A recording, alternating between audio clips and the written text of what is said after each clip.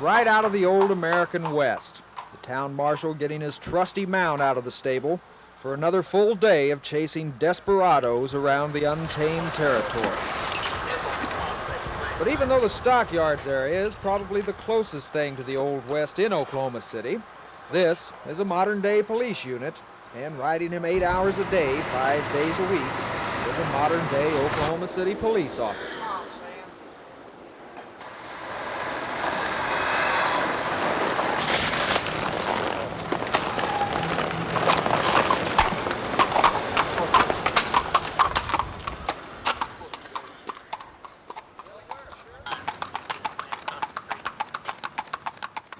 I guess probably the best thing, description you can give him is kind of a supercharged beat officer. We have a smaller area, but we're able to get into places that cars aren't able to, and on our department just really don't have time to get in there. They're spread so thin in vehicle patrol that's where one place where the horse comes in. The Mounted Patrol started in early December as an experiment. The Stockyards Merchants Association bought 3 horses and the equipment, then donated them to the city. The mounted police have become an attraction in the area, and the officers are pleased with the chance to have more one-on-one contacts with the public, something they don't get as much of in a car. And the merchants who contributed to the cause couldn't be happier. They've created a whole lot less car theft or thefts out of car, shoplifting. The Mounted Horse Patrol has created an atmosphere that very few areas will ever have. There is talk of expanding the mounted patrol into the downtown area, since horses don't get involved in traffic jams. But for right now, officers are trying to figure out how to install a heater. Ted Brown, Action 4 at the Stockyards.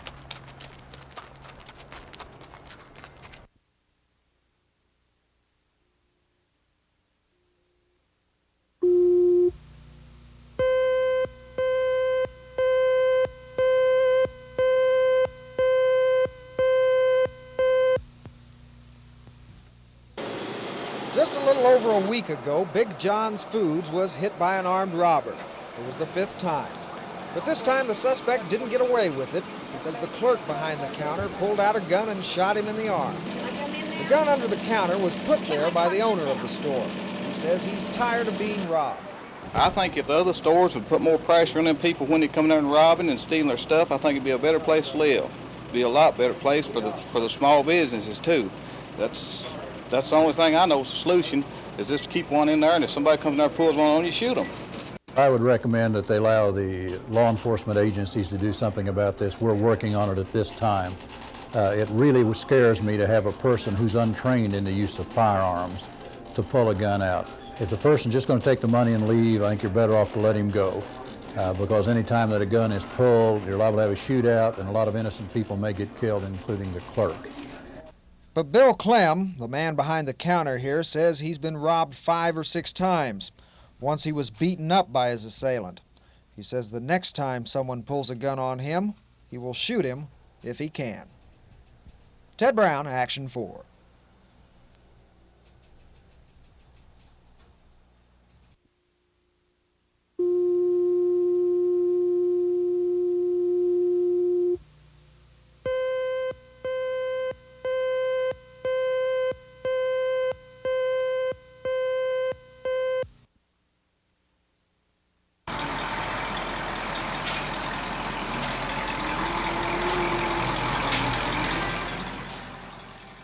As usual, the spreader trucks are all loaded. They've been backed into their stalls, ready to hit the streets. The machines can dump tons of salt or sand on iced-up intersections. But tonight's forecast is calling for snow. So the maintenance department spent a good bit of the day testing its snow removal equipment. Snow blades were brought in from outlying areas in case they're needed in town. The blades haven't been used yet this season, so each one had to be fastened to a dump truck. We have to come up front, Brandon. One more! Oh! And then manipulated to make sure everything was working properly. 4 snowplows will remain on the trucks. 7 others will be handy in case they're needed. In addition to the snowplows, the department also has 8 road graders which can shovel snow in case of a blizzard. Clearing city streets tonight could be tougher than usual, since there could be a sheet of ice beneath that snow. Ice is a lot harder to combat than what snow is. It takes more material, and normally you have to put down a steady pattern of it. It is extremely hard on the bridge decks to de-ice those using the urea, and we use this urea and then a mixture of sand for traction on it. So it's a case of having to go back over several times on ice where you don't on snow. Half the maintenance crews were sent home early today. They'll be back at 9 tonight, ready for 12 hours of road clearing. The weather forecasters are saying we could get buried beneath a couple of inches of snow this evening. But of course, weather forecasting is an inexact science, and the weathermen have been wrong in the past. But if they're right this time, the street maintenance department says they'll be ready. Scott Wallace, Action 4.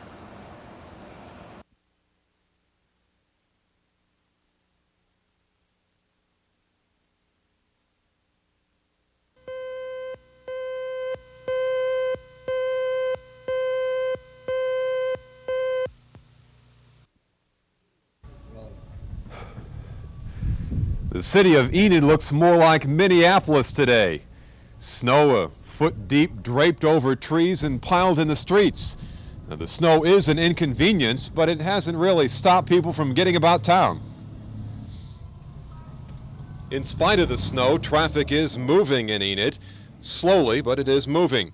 Most of the city streets have been scraped and sanded, but ice is still a problem. Residential streets are snow-packed but drivable. The 13-inch snowfall has provided schools and some businesses with a day off. Enid has mixed feelings about joining the snow belt. After all, Oklahoma is supposed to be in the Sun Belt. Every time we've stopped somewhere, we usually have to push 2 or 3 people out if you get in a parking lot. They're making it, but not very well. Well, I think it's wonderful. I love it. How come? It looks great, feels good. It's nice. I just live 3 blocks from my work, so I don't have to drive in it. By mid-afternoon, road scrapers had moved from the streets to store parking lots. So Enid is coping with its biggest snowfall in years. But traffic and business have downshifted as city life rolls a little slower in Enid. Larry Otis, Action 4 in Enid.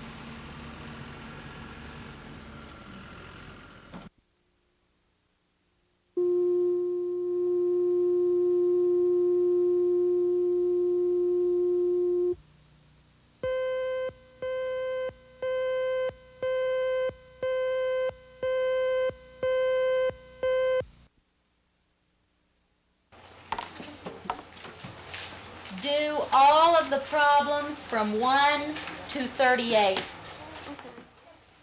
Lynn Dickinson is not just any teacher. She's a teacher who cares deeply about her profession and her students. Lynn now lives in Topeka, Kansas, but for 3 years she taught at Star Elementary School in Spencer.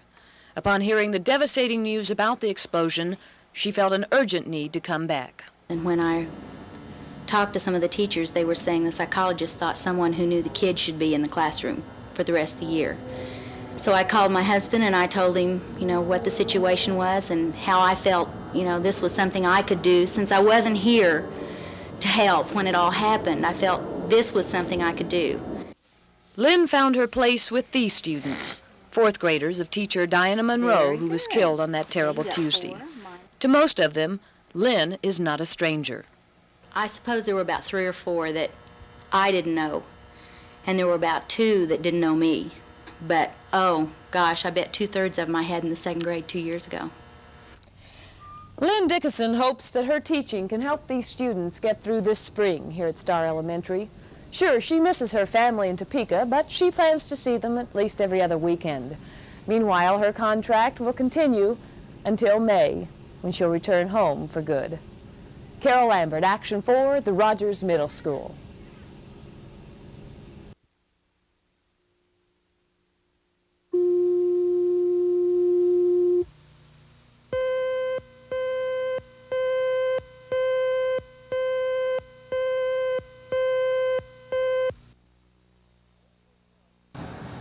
Old hotels in Shawnee are not subject to recent changes in the fire codes. This hotel in Oklahoma City was not required to have smoke detectors, but the owners installed them anyway, and probably saved their customers' lives when fire broke out early last year.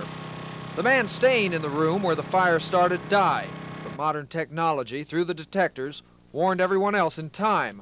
But technology won't always keep people from dying in fires. But it's just not feasible or realistic every time a new product comes along to require a building owner to retrofit his building, to modify, to tear a system out, to put a system in to meet the ordinance.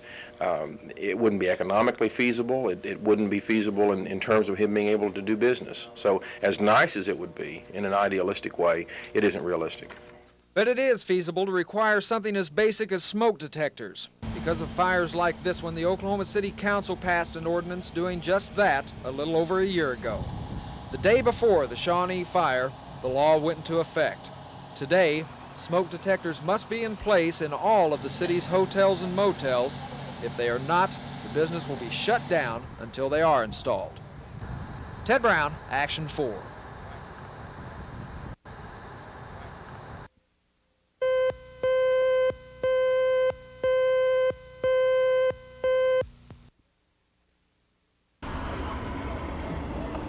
The Oklahoma Children's Center houses 16 to 18-year-old boys and girls who have been found by state courts to be deprived or neglected. 73 students call the red brick buildings home. The kids attend either vocational or high school at the institution.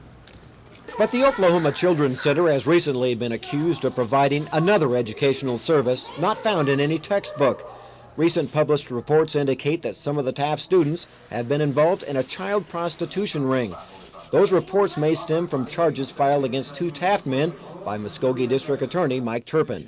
In this particular case, the allegation is such that 4 people left the institution premises on their own. They walked away on their own and got with 2 young local citizens in Taft, Oklahoma, and said, "Will you give us a ride to Tulsa?" And apparently the allegation is that, yes, we will for sexual favors, if you will have, a sexual encounter with us. That's the allegation. We're now prosecuting those 2 people for that situation. Rides traded for sexual favors.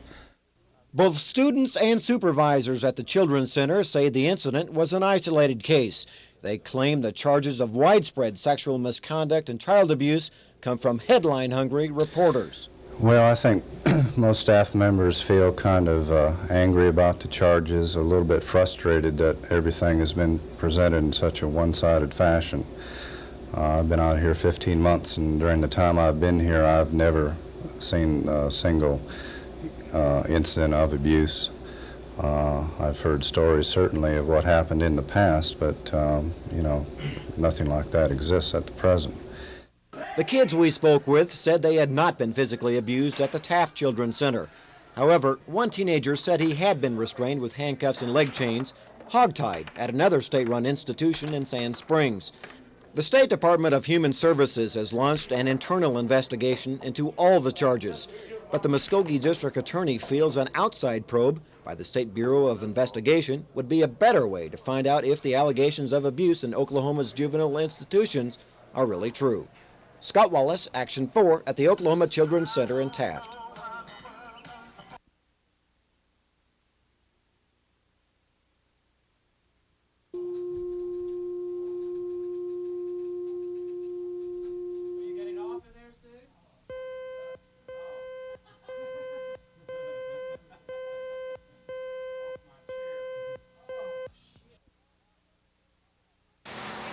There's bottles all back in there. There's a bunch of those big bottles back in there, George. They haven't blown yet? No. No, we got them right back around that corner that haven't blown, but their weapons are supposed to take off out here like they did earlier. Let's get the kid back to Back up! Come on, get the hell out of here! Firemen could deal with the heavy snowfall and freezing temperatures. What they couldn't handle were these, tanks filled with explosive oxygen. They were going off like gunfire.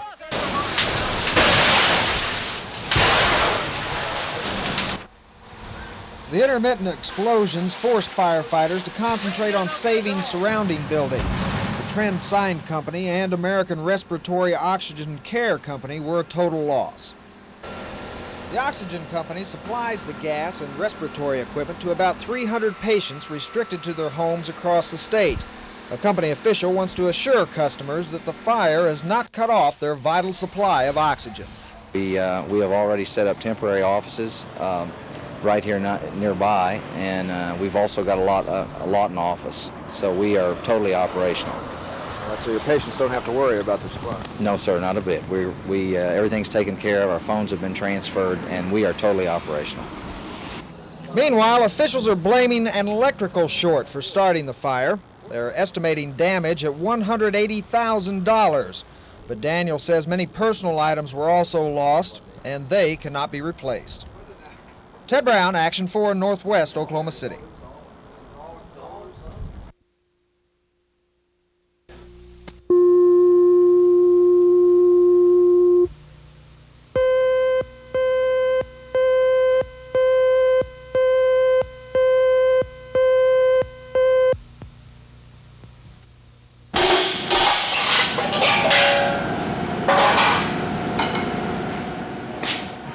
Most people don't know much when it comes to fixing a car.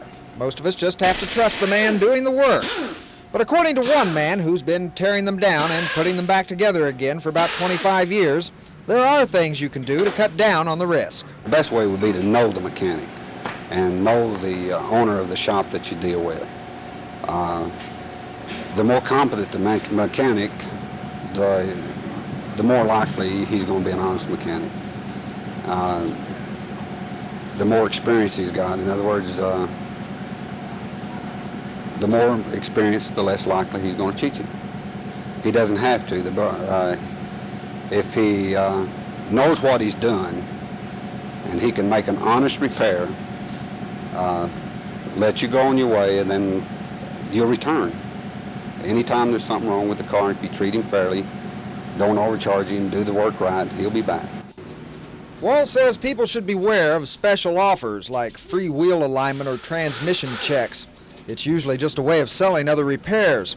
Check with friends, find out where they were given good service at a reasonable price, and hope they will be just as honest with you. Ted Brown, Action 4 in Edmond.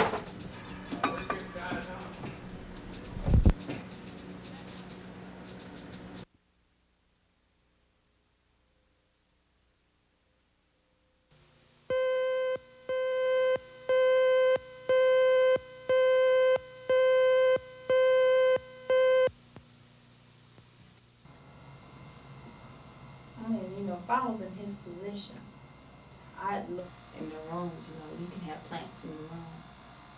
And they'd have marijuana dead in there, I don't know who. A lot of security guards, they always bumped into me, and I didn't like it, But mostly it was like every night he just shined his flashlight in on me, and he'd be having his organ out, and I just... Was it the same security guard night after night that was doing this?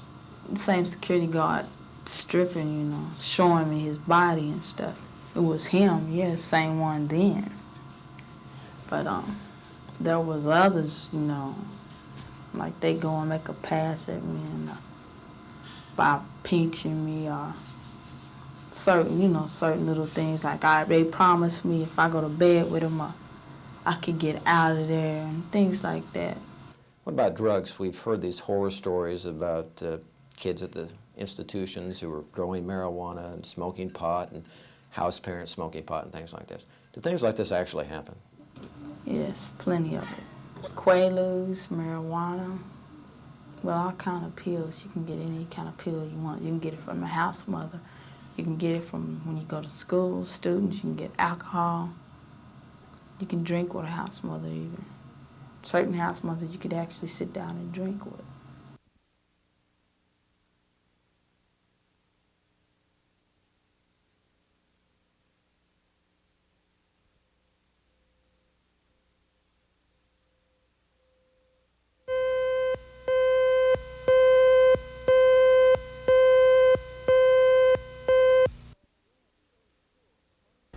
2 years ago at the Lena State School, Tony B., a student there, returned from leave intoxicated. He became violent and started a fight, so he was put in shackles, his hands and feet bound behind his back with handcuffs and leather restraints. It's alleged that at this point, Tony was kicked in the head by his superintendent, Tom Norwood. Tony says that's not true. No, ma'am. I was not kicked by Mr. Norwood. What happened then? I was laying there. I was shackled and handcuffed, and Mr. Norwood kept telling me just to calm down and stuff, and because I kept telling him to take the shackles and stuff off of me, and he just kept telling me to calm down and stuff. And he stepped in front of me, and he was looking down at me, and I was cussing him and stuff, and he just kept asking me why I was cussing him, that he hadn't never done nothing to me, and I was highly intoxicated. And He never laid a hand on you? No, ma'am. This can be confusing because Tony's story has changed. That night he did claim that Superintendent Norwood had kicked him, but Tony was mad. He had been denied parole, and he thought Norwood was responsible. So to get even, he filed charges of abuse, an abuse Superintendent Norwood knew he hadn't committed. And he was in a very difficult state, and he was rocking on the floor, and he was moving over toward this desk, and I stuck my foot between the desk and his head. Mm-hmm. And at one time, his head came down against the floor and against my foot, and he yelled, "He kicked me, he kicked me." And then a lot of the other students began to say, "Yeah, I saw it, I saw it." It was impossible for them to see it. He was not in a position where they could see it. But that's essentially what happened. Tony says that you never touched him. He didn't mention what you've just told me. Why do you think he didn't mention that? Because I think he was out of his head, and he doesn't, I did not touch him. He touched me. This is one abuse of the many alleged that did not happen. Did the others happen? Tomorrow we'll take an inside look, provided by Tony and Superintendent Norwood, at that possibility. For Action 4, this is Sherry Sellers reporting.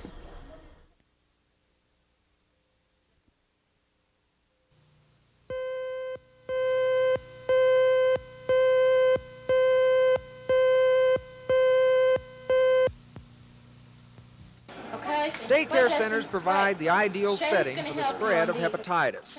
The disease is transmitted through poor hygiene, and children are not known for neatness. Also, the early symptoms of the disease, drowsiness, fever, and loss of appetite, are similar to other more common ailments. So the disease may go unrecognized as the child runs around spreading it. 8 of the city's 230 daycare centers have had at least one case of hepatitis over the last 6 months. But according to the health department, concerned parents should not pull their children out of the centers.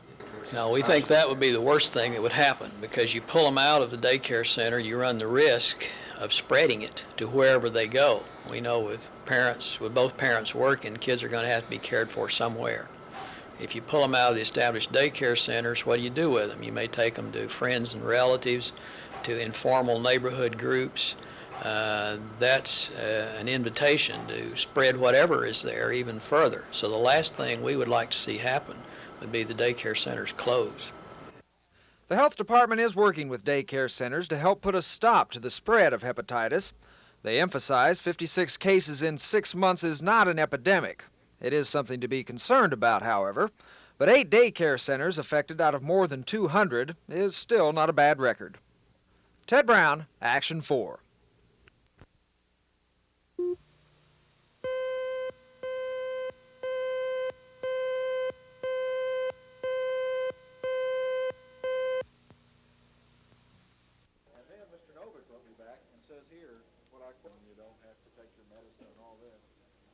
Problems after I read that. That's what the news service making these reports. And I said, here's why I then wrote to the Attorney General, give you this, Preston, and then after all of that was over. When I asked the question the other day, how many of the people who've been accused have been interviewed? And the investigator answered none. And I said, how many of the state officials who have been named here as supposedly not taking appropriate actions have you interviewed, have you talked with? And they said none. I don't think that's really a balance, and I think what we're concerned about is let's get the whole story.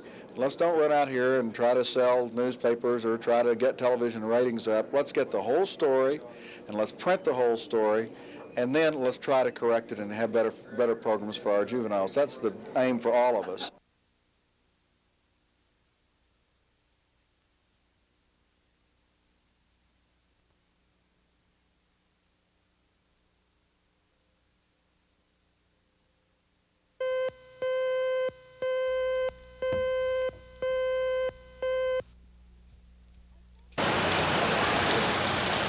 I started out my morning by trying to run a quick errand before I went into work. I left home early to allow myself plenty of time so I wouldn't be late. But it wouldn't have mattered what time I left home to mail my package, because the post office was closed all day.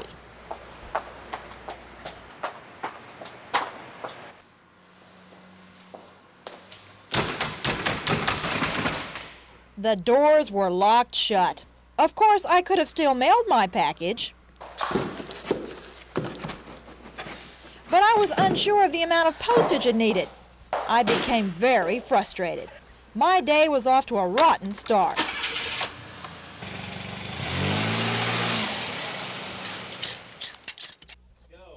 Sometimes when I feel down, I like to buy something new. I found a beautiful red skirt, but after seeing the price tag, I started seeing red when I realized I didn't have enough money.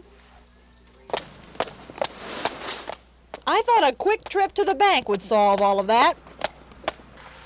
Wrong. Remember, it's a president's birthday, so I was out of luck again. The businesses that are in luck are ones like car dealerships. There's a whole array of 1982 models to choose from. Another thing sure to stay open are restaurants. Well, this whole thing began eating at me so much that I didn't have much appetite.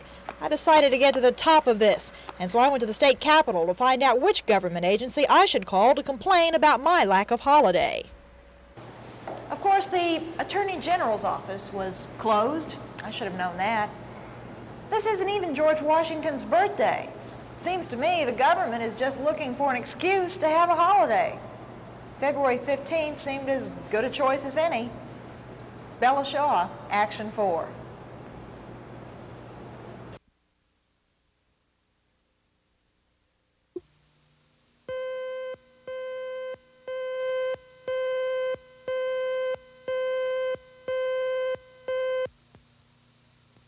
At the Raider Diagnostic and Evaluation Center, the security guards were always making sexual overtures to me. Those were the words of Senate investigator William Traynor last week as he testified before a subcommittee investigating alleged abuses in Oklahoma's juvenile care system. Traynor was reading a sworn statement from this woman, 18-year-old Delores Briscoe. Miss Briscoe claims she was sexually harassed by security guards while she lived at the Raider Diagnostic Center last year. Security guard come by and flashlight in my, window in my cubicle at D&E. And he'd be naked, he wouldn't be naked, he'd just have his privacy, his private part out, showing it to me. And I just turn around, look at him, and turn back around, Then he'd come by and sometimes just pinch me on the butt or whatever. Today, a Department of Human Services spokesman read the department's file on the alleged incident to reporters. We have very carefully checked the records of this person. We very carefully checked the incident reports of the institution. We find that there is no communication of any kind that was initiated by this person to the student representative on the campus or to any other person in regard to this. In fact, in her testimony, she admitted that she had not reported this to anyone. Miller also discussed 3 more abuse allegations which were brought before the Senate subcommittee last week. Tomorrow, the department will open its files on allegations raised in a series of published reports. Scott Wallace, Action 4 at the State Department of Human Services.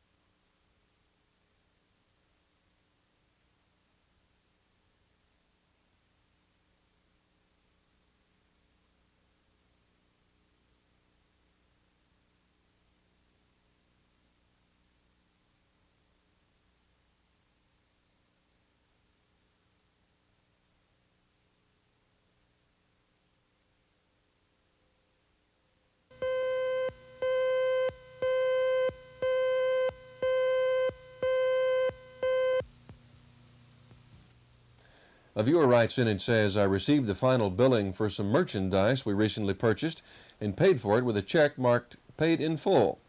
The store cashed my check, but the following month sent me another bill for payment. Am I legally expected to pay the second bill? And what can I do to be sure that this will not give me bad credit? Well, it appears in your situation you did pay the account in full, and therefore your debt would be discharged even without the notation on your check paid in full.